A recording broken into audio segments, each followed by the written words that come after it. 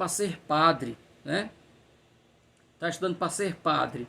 E aí o menino vira, mexe, faz, né, faz um giro enorme, fala, dê a César o que é de César, e acaba não respondendo nada. Quando ela reclama, ele começa a falar mal delas e tudo, né? Então não resolveu. Eles vão perguntar para um quarto homem, que é o Solemos. O Solemos tinha trabalhado em um cartório. Então o Solemos pede que elas paguem uma quantia X, que ele vai fazer os documentos em não sei quantas vias, e tirar cópia e não sei o que, autenticar. Elas saem de lá também frustradas. E aí estão naquela discussão, já as mulheres todas em torno delas, quando chegam um sargento e 2 soldados. E aí, como era proibido ajuntamento, né, nós estamos falando de um período ali antes da independência. Então, quando eles sabem, eles tomam tanto a galinha quanto o ovo, que servirão de prova lá da contenda das duas. E quando elas estão naquilo ali, os 2 meninos vêm e roubam. Um toma o ovo e sai correndo. E o outro imita a galinha lá de cima do telhado, e a galinha, achando que é o namorado chamando, salta lá para cima e por cima do telhado e acaba também desprendendo. E os 2 soldados saem fulo da vida. E aí quando saem, olha, aquilo que eu disse, que sempre os contos do Luandino Vieira terminam com final feliz, né?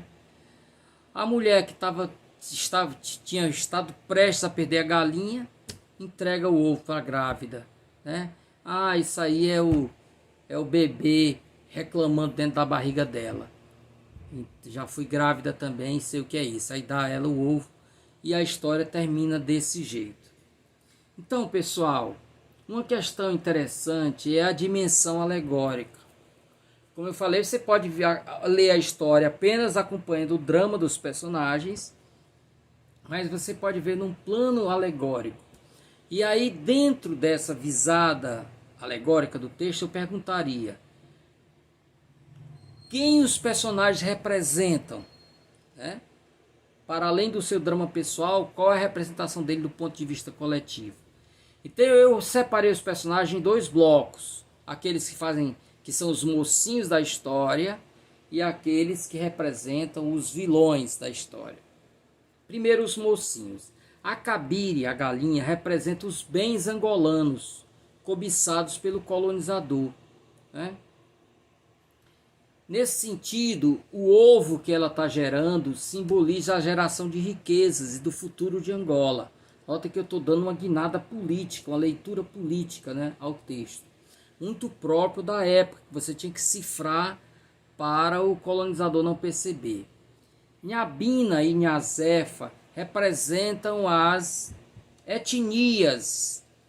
Esses países têm muitas etnias, são as tribos. Então, enquanto essas tribos estiverem brigando, eles se tornam frágeis. E aí vem lá o colonizador, representado pelos soldados e o sargento, tomar o que é deles. Eles precisam trabalhar unidos, né? Então, a Nhambina e a Nhazefa representam essas tribos. Em específico, a Nhambina, que é a que está grávida, representa a própria África, a mama África, né? A mãe de todos os filhos do continente. Dessa forma, a gravidez que se liga ao ovo representa o nascimento de uma nova Angola após a independência.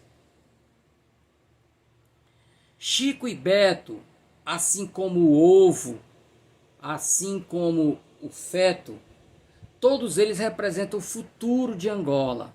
E é muito interessante que Chico e Beto tomem o que o sargento e os soldados queriam levar. É como se dissesse: a nova geração não vai se deixar ser roubada facilmente. Então, Chico, o Beto, o ovo, porque vai nascer um novo pintinho, né? E o feto que está dentro da barriga, todos representam o futuro de Angola. A Vavá Babeca vai no sentido contrário, representa o passado. Ela é a sábia, a guardiã dos costumes, né? essas pessoas tinham pouco acesso. Até meados do século XX, nem 1% dos negros tinham acesso à escola. Então são pessoas que não frequentam a escola. Então ela representa esse passado, né? Representa as raízes da África. É a sábia que deve ser consultada, como era nas sociedades tribais tradicionais. Agora passemos para os vilões, todos eles homens. Perceberam? Todos eles homens. O Zé da Quitanda representa o capitalismo, o comércio interesseiro, a burguesia. Então ele está interessado não em resolver o problema das mulheres, mas levar a sua parte do que elas têm. O Sor Vitalino representa a especulação imobiliária, né? A terra que é comum a todos, ele passa ali uma cerca e representa a especulação imobiliária. Ele é retratado no texto como dono de muitas cubatas que vivia sem trabalhar.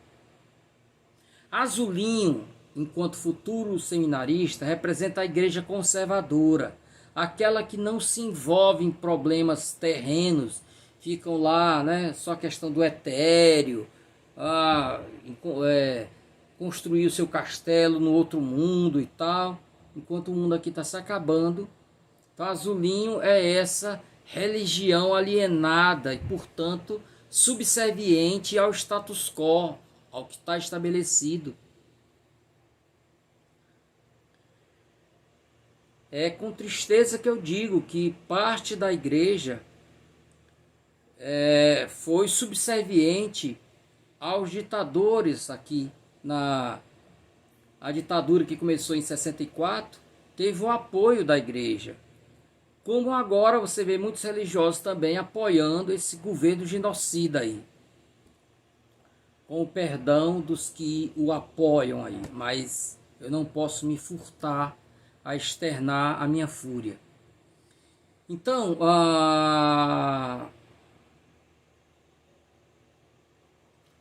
o Azulinho representa essa igreja alienada, subserviente aos poderosos, né? Portanto, cúmplice desses ditadores e tal.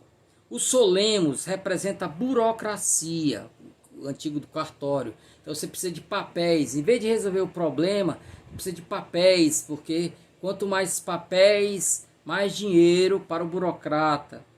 E finalmente o soldado, os dois soldados e o sargento, representam a brutalidade do colonizador, né? O poder das armas, a truculência, né?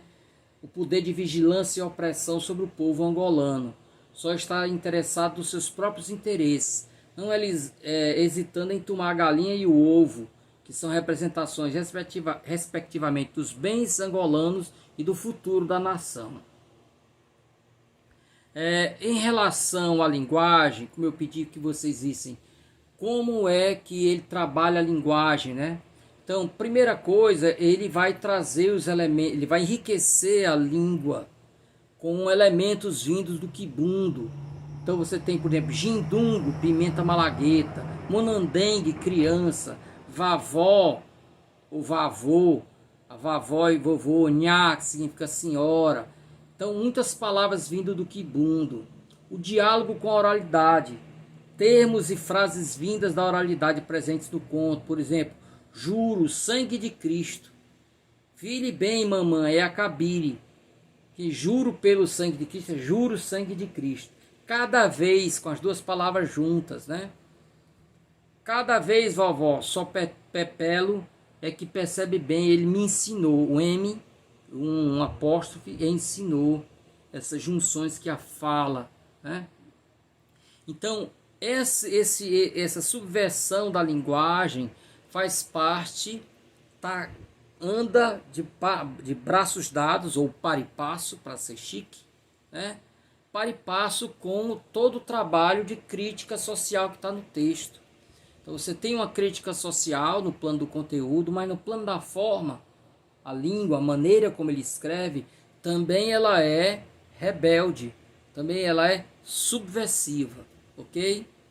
Então, gente, como falei para vocês, há um resumo de algumas obras dele, no sentido de deixar aí, né, a motivação para quem quiser ir atrás dos livros do Luandino Vieira, ok?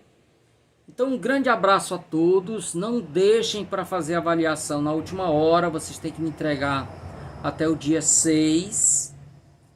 Então, mandem para mim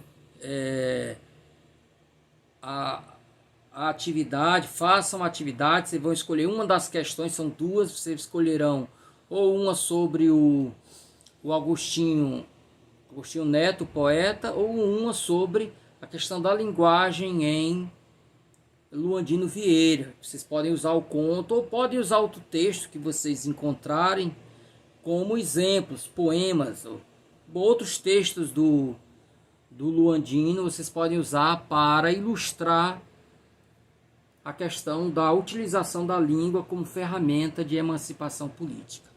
Então, gente, um grande abraço a todos e nos veremos no nosso próximo encontro.